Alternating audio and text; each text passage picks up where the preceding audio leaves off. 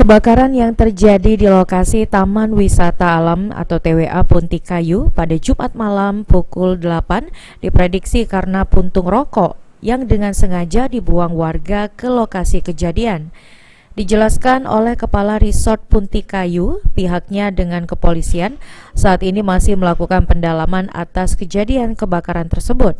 Akibat kebakaran tersebut, lahan seluas 20 kali 30 meter saat ini kondisinya rata dengan tanah. Dan yang terbakar pada Jumat malam tersebut merupakan areal bawah, yaitu berumput kering. Kalau untuk penyebab terjadi kebakaran ini masih kita tim BKSD akan selidiki lagi sama pihak polisian. Penyebab terjadi kebakaran ini sampai sekarang kita masih selidiki. Untuk dugaan sementara di kebakaran untuk dugaan sementara itu bisa disebabkan oleh puntung rokok.